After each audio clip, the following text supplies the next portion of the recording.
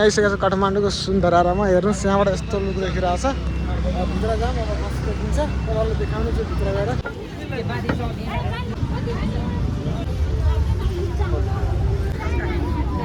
Final ticket लिइसकेको छु। अब हामी भित्र अब छिर्दैछौँ। भित्र छिरिसकेका छौँ तिनजना। यो हाम्रो धराराको लोकेसन यस्तो छ, दामी खतरा छ। त्यहाँ पानीहरू झमझम पर्दछ, त्यहाँ जाम। हेर्नुहोस् खतरा लोकेसन छ। हेर्नुहोस् हामीहरू प्ले पार्कमा कस्तो राम्रो छ, दामी छ, एकदम हरियाली भ्यू छ। अनि हाम्रो धरारा चाहिँ यत्रो अग्लो छ। हामी माथि जानेछौँ। पहिला सुरुमा यहाँ हेर्नुहोस् कति मान्छेहरू घुम्न आएको छ। हेर्नुहोस् तपाईँ यति राम्रो दृश्य तपाईँले नेपालमा कतै हेर्न पाइँदैन। तपाईँले यो धरारामा चढिसकेपछि यो प्राचीन युगको धेरै वर्ष, 100 वर्ष 500 वर्ष अगाडि गयो। यसमा चढेपछि तपाईँको पुरै काठमाडौँ भ्यालीको सबै थोक हरेक चिज देखिन्छ। हेर्नुहोस् कति राम्रो हावा चलिरहेको छ। यहाँ फुलहरू पनि छ टल्लै। यहाँ हाम्रो गोर्खाहरू त छ, खतरा छ। यहाँ हजारौँ मान्छेहरूको सङ्ख्यामा आउँछ। त्यो प्राचीन युगको हो यो होइन, हाम्रो राजाहरूले बनाएको हो। हेर्नुहोस् अहिले हाम्रो के भन्छ अरे, हेर्नुहोस् कस्तो देवालहरू छ। यहाँ धेरै पुरानो छ एकदम। हेर्नुहोस् कस्तो खिया लागिसकेको छ। हेर्नुहोस् मान्छेहरू यहाँ छ। अब हामी भित्र जानेछौँ।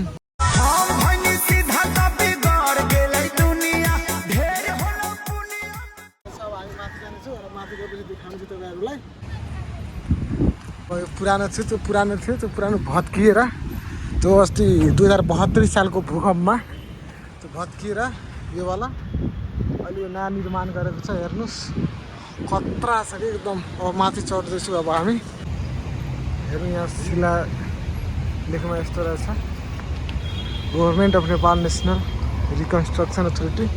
यहाँ पुरै यहाँ लेखिएको छ। हेर्नुहोस् पढ्नुहोस् पुरै। यहाँ मान्छेहरू लाइनमा बसेको छ।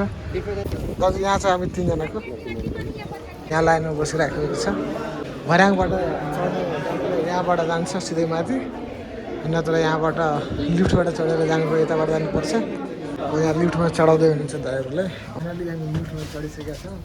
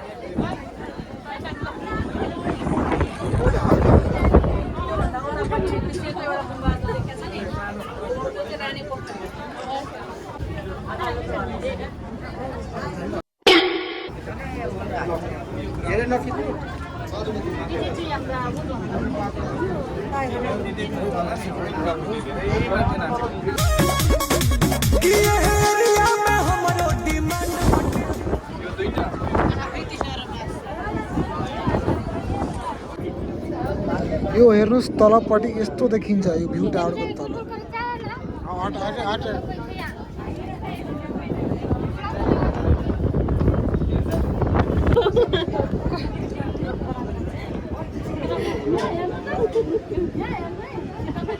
माथिबाट यस्तो देखिन्छ हाम्रो भ्यू।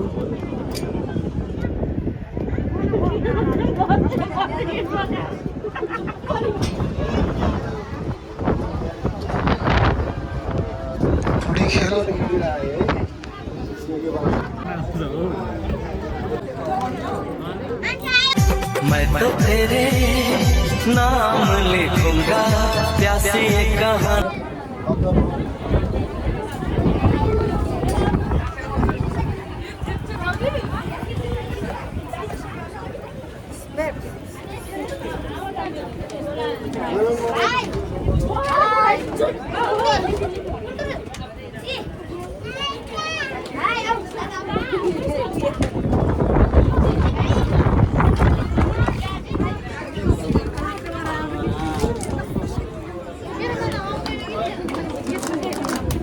हेर्नु भनेको सबैभन्दा ओ माइ अब यहाँबाट तल झर्दाखेरि यसरी जानुपर्छ सर्लक्कै तलसम्म 22 तला यहाँबाट तल झर्दै जानुपर्छ यार यहाँबाट झर्दै यार माथि नै जाऊँ भर्याङबाट चढेर आउँदाखेरि यसरी चढेर आउनुपर्छ 22 तला 25 तला यसरी नत्र यहाँ आइहालौँ होइन देखाउँदैछु तपाईँहरूलाई भ्युज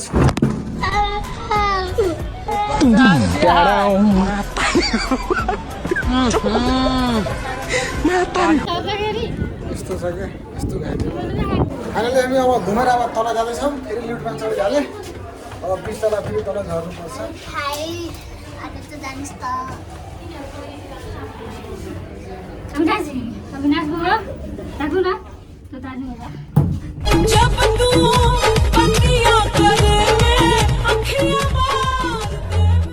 फाइनली हामी तल झरिसकेका छौँ अब 20 तला माथि भन्दा तल यहाँ अब हामी निस्केर अब बाहिर नगएर यसो हेरौँ कस्तो डह्रो छ यार कस्तो तल आमामा हामी माथिबाट यसो हेर्दाखेरि यस्तो देखिरहेको थियो